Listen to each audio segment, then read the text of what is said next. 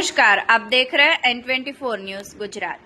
सूरत में land grabbing act के तहत एक और मामला दर्ज। सूरत पुलिस ने 2 आरोपियों को गिरफ्तार किया है। यह मामला सूरत के सचिन पुलिस स्टेशन में दर्ज किया गया था। 7 आरोपियों ने मिलकर खाता सहित सिक्के और जमीन के दस्तावेज तैयार किए थे। शिकायतकर्ता को कम ब्याज दर पर लोन देने का लालच दिया गया था। लोन देने का कहकर आरोपियों ने शिकायतकर्ता से लोन के कागजात पर साइन करवाने के बहाने उसकी जमीन के सौदे के दस्तावेज, रजिस्टर बिक्री दस्तावेज और अन्य लिखित कागजात तैयार करवा लिए थे। जब शिकायतकर्ता को इसकी जानकारी मिली तो वह कलेक्टर के पास पहुंचे और आरोपियों के खिलाफ लैंड ग्रैबिंग एक्ट के तहत कार्रवाई के लिए आवेदन किया।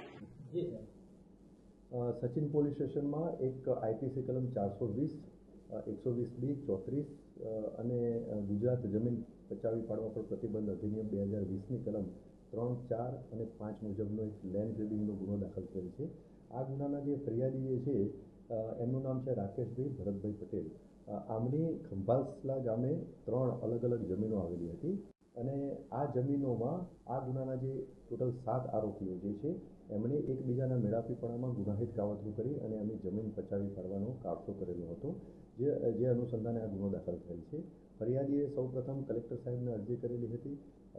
આ અરજીની તપાસ દરમિયાન જે પુરાવા એકત્રિત થયેલા હતા એ અનુસંધાને રિપોર્ટ કરવામાં આવેલો હતો અને કલેક્ટર સાહેબની અધ્યક્ષસ્થાને જે કમિટી છે એના દ્વારા આ આરોપીઓ વિરુદ્ધમાં ગુનો દાખલ કરવાનો નિર્ણય કરવામાં આવેલો હતો, જે અનુસંધાને જ આ ગુનો દાખલ થયેલો છે। આ ગુનામાં ટોટલ 7 આરોપીઓનું ઇન્વોલ્વમેન્ટ છે। એક આરોપી નંબર 1 ભાવેશભાઈ કિશોરભાઈ પટેલ, આરોપી નંબર 2 દેવરસિંહ ઉર્ફે દેવાંગ અનુપભાઈ નાયક, આરોપી નંબર 3 અંકિત પરેશભાઈ શાહ, આરોપી નંબર 4 કૃષ્ણા હર્ષદભાઈ પારેખ, આરોપી નંબર 5 પૂનાભાઈ મેરાભાઈ ભરવાડ, આરોપી નંબર 6 વૈભવ અજીતકુમાર દેસાઈ, આરોપી નંબર 7 જીતેન્દ્ર ગણપતભાઈ પટેલ। આ 7 આરોપીના વિરુદ્ધમાં લેન્ડ ગ્રેબિંગ એક્ટ અને આઈપીસીની કલમો હેઠળ ગુનો દાખલ થયેલો હતો। આ 7 આરોપીઓની તપાસ દરમિયાન 2 આરોપી તપાસ દરમિયાન મળી આવેલ છે અને 2 આરોપીની પૂછપરછ કરી અને ધરપકડ કરવાની કાર્યવાહી હાલમાં ચાલુ છે।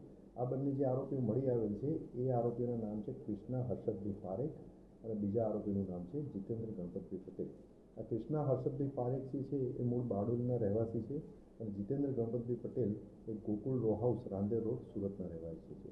આના સિવાયના જે 5 આરોપી છે હજુ તપાસ દરમિયાન મળી આવેલા નથી। ગુનાની તપાસ હાલમાં ચાલુ છે। देखते रहिए N24 न्यूज गुजरात, सिर्फ हम तक ही नहीं सब तक।